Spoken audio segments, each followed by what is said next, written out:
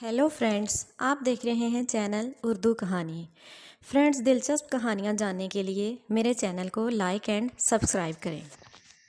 कनीज़ें खानों के थाल लेकर हाजिर हुई। मलका ने खाने का चमचा भरा और बच्ची के मुंह में डाला। बच्ची ने थोड़ा सा खाया और बाकी मुंह से निकाल दिया। इसके बाद सारे दरबारी आहिस्ता आहिस्ता बच्ची को खाना खिलाने लगे। इसका खाने को बिल्कुल दिल नहीं कर रहा था, लेकिन तमाम दरबारी उसे अपने जैसा समझकर खिलाए जा रहे थे। एकदम से बादशाह बेगम को गोद में कुछ गीला गीला हुआ। उन्होंने बच्ची को उठाया और अपने कपड़ों को देखा, जो पूरी तरह से बच्ची के गंध से खराब हो चुके थे। दरबारियों ने जब ये हाल देखा तो अपने नाक पर उंगलियां रख ली। अभी आधे से ज़्यादा दरबारी खड़े थे और उन्होंने बच्ची को खाना खिलाना था, लेकिन इससे पहले ये नन्ही दुआ का पेट पूरी तरह से खराब हो गया। गंदी बदबू से मलका का दिल बुरी तरह खराब हो गया। उन्होंने अपनी छड़ी घुमाई और बच्ची के कपड़े बदल गए। फिर दोबारा छड़ी घुमाई और उनके कपड़े बदलते गए। लेकिन अभी तो शुरुआत थी, अभी तो पार्टी बाकी थी। बच्ची ने फिर से कपड़े खराब कर दिए। मलका परेशान तो कपड़े बदल बदल कर ही चकराने लगी थी। ये बच्ची कहाँ से उठा कर लाए हो? ऐसा भी कभी हुआ है थोड़े से खाने से पेट खराब हो जाए? हमारे यहाँ तो बच्चे पूरी पूरी देगें खा जाते हैं। मलका परेशान हो गई। जोशी ने किताब निकाली और उस पर कुछ फूंका। वो बुलंद आवाज़ में पढ़ने लगा। इस किताब के मुताबिक इंसानों के बच्चे थोड़ा सा खाना ही पचा सकते हैं। वो दूसरी मखलूक के बच्चों से बिल्कुल अलग और शैतान होते हैं। हमारे बच्चों की तरह वो सीखे सिखाए नहीं होते, बल्कि वो बाकायदा अपने माहौल से तरबियत हासिल करते हैं। इन बच्चों की सबसे बुरी आदत यह है कि जब उन्हें कोई चीज़ ना मिले तो ये ज़ोर ज़ोर से रोने लग जाते हैं। जब उनके घर में कोई आता है और उनकी पसंदीदा जगह पर बैठता है तो ये उन्हें किसी दुश्मन की तरह देखते हैं। दरबारी ऐसी बातें सुनकर बहुत हैरान हुए। ये उनके लिए बहुत ही अलग तजर्बा था। यानी वो एक ऐसी मखलूक को उठा लाए थे जो उनसे बिल्कुल ही मुख्तलिफ थी, और शायद इसकी परवरिश करना उनके बस में नहीं था। सबसे बड़ी बात यह है कि ये बच्चे बहुत ज़्यादा मट्टी खाते हैं। कुछ बच्चे तो मुख्तलिफ चीज़ें खा जाते हैं, जैसे लोग अपनी रोज़मर्रा इस्तेमाल में लाते हैं। यही नहीं, ये बच्चे जब ज़्यादा खा जाते हैं तो इनका पेट बुरी तरह ख़राब हो जाता है। ये नहीं देखते क्या चीज़ खराब हो रही है। एक बार फिर से शहजादी ने कपड़े गंदे किए और मलका ने वहाँ से भागना ही मुनासिब समझा। सब्ज़ परी, आप ऐसा करें, आप बच्ची को संभालें, मैं देख कर आती हूँ कि बाग में काम पूरा हुआ या नहीं। नीलम परी वहाँ से जल्दी से भाग गई। लाल परी, आप बच्ची को संभालें, मुझे याद आ रहा है कि मैंने आज चिड़ियों को नया राग सिखाना है। मौजूदा सूरत हाल को देखकर सब्ज़ परी भी वहाँ से गायब हो गई। आहिस्ता आहिस्ता सारे दरबारी वहाँ से रफू चक्कर हो गए। अब सिर्फ शहजादी और बादशाह बेगम रह गई थी। शहजादी एकदम से रोने लगी। बादशाह बेगम का दिल पूरी तरह ख़राब हुआ। उन्होंने उसे खामोश करवाने के लिए मुख्तलिफ़ किस्म के जादू किए। उन्होंने जादू से एक झूला बनाया और बच्ची को उसमें डाल दिया। वो खुद ब खुद हिलने लगा। अब क्या करूं, कपड़े ठीक रहें? बच्ची बार बार कपड़े ख़राब कर रही है। मुझे कुछ ऐसा करना चाहिए जिससे कपड़े ख़राब करे तो फ़ौरन बदल जाएं। फिर उन्होंने जादू से एक ग़ुलाम बनाया और उसके हाथ में कई कपड़े पकड़ा दिए। जैसे ही बच्ची कपड़े ख़राब करती वो फ़ौरन कपड़े बदल देता।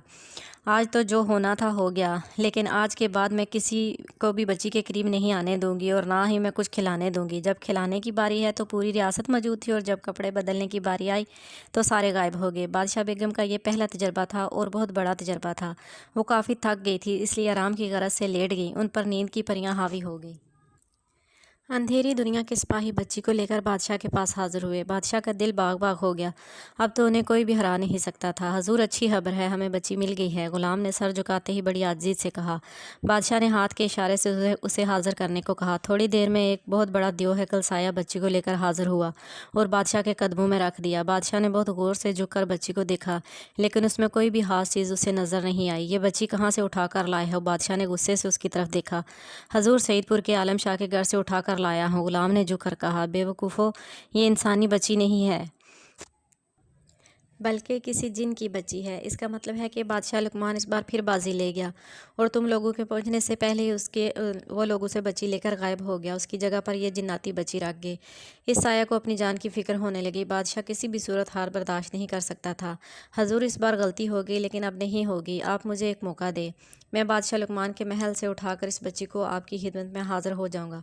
उसने अपनी जान की मान चाही, लेकिन बादशाह को उस पर रहम नहीं आया। उसने फ़िज़ा में हाथ बुलंद किया। एकदम से बिजली चमकी, उसकी गर्दन को पकड़ लिया। वो तड़पने लगा और अपना दम तोड़ दिया। तब बादशाह ने चुटकी बजाई और बिजली गायब हो गई। जाओ, इस बच्ची को जहाँ से लाए हो वहीं छोड़ आओ, क्योंकि ये हमारे किसी काम की नहीं है, बल्कि ये किसी न किसी परेशानी का सबब ही बनेगी। ये जिन सिर्फ परेशानियां पैदा कर सकते हैं। हुक्म मिलते ही गुलाम ने बच्ची को उठाया और गायब हो गया। अंधेरी दुनिया के गुलामों, तैयार हो जाओ, अब हम लोग बादशाह और उनके महल पर हमला करेंगे। इस बच्ची को लेकर आएंगे। बादशाह का हुक्म मानते ही दरबारी जट से तैयार हो गए। हुजूर, अगर जान की मान दें چاہیے تو ایک بات کہوں، وزیر پہلے ایک موت دیکھ چکا تھا، اس لیے سوال کرنے سے پہلے اسے اپنی جان کی فکر ہونے لگی۔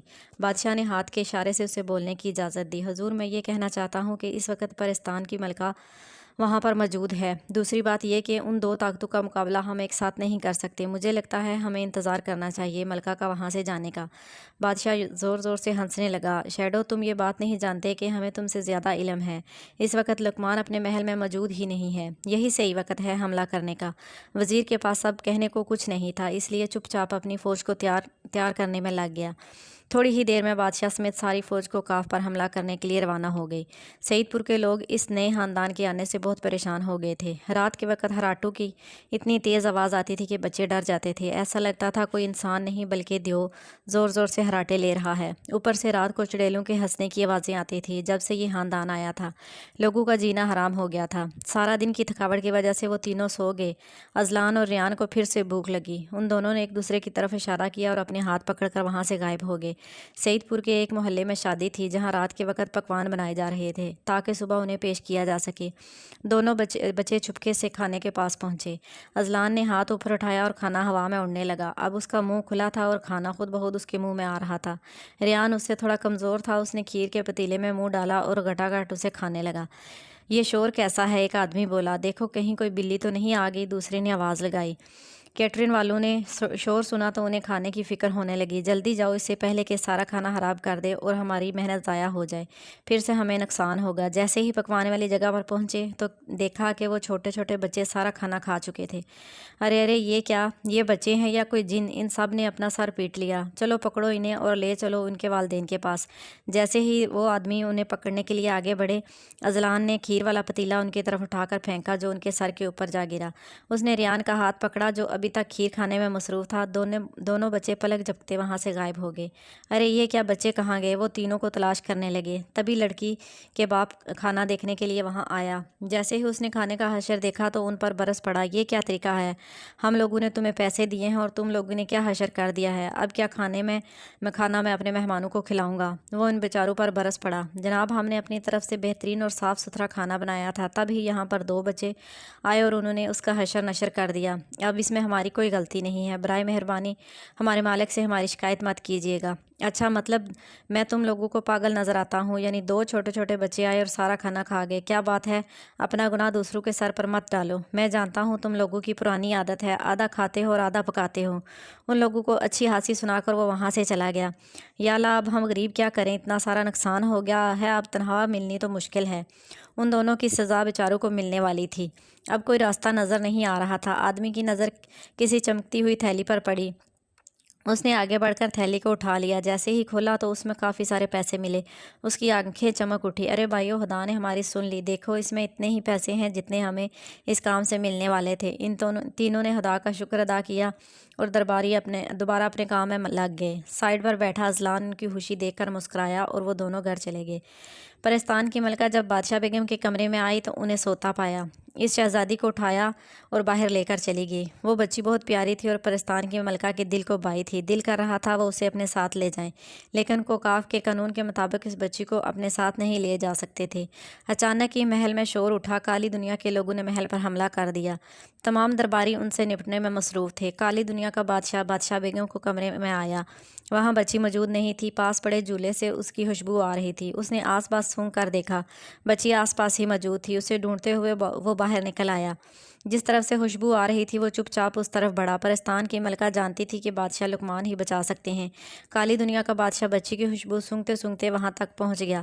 ملکہ، بچی کو میرے حوالے کر دو، اس پر صرف میرا حق ہے۔ ملکہ نے بچی کو دور کیا۔ میں آخری بار کہہ رہا ہوں کہ یہ بچی میرے ساتھ جائے گی، اس لیے اسے چپ چاپ مجھے دے دو اور اپنی جان بچا لو۔ اس نے بچی کو پکڑنے کے لیے ہاتھ بڑھایا، لیکن ملکہ نے بچی کو دوسری سائڈ پر کر لیا۔ میرے جیتے جی تم ایسا نہیں کر سکتے، اس لیے تمہیں پہلے مجھے مارنا ہوگا اور پھر تم بچی کو لے جا سکتے ہو۔ دونوں میں مقابلہ شروع ہو چکا تھا۔ ملکہ پوری کوشش کر رہی تھی کہ کسی طریقے سے اس کی جان بچا سکے۔ کالی دنیا کے بادشاہ نے چالاکی کی اور ملکہ کو پیچھے سے بجلی نے آ کر پکڑ لیا۔ اس اچانک کیے ہوئے حملے کے لیے وہ تیار نہیں تھی۔ ان کا دم گھٹنے لگا۔ بادشاہ قدم بڑھاتا ہوا بچی کے قریب آ رہا تھا۔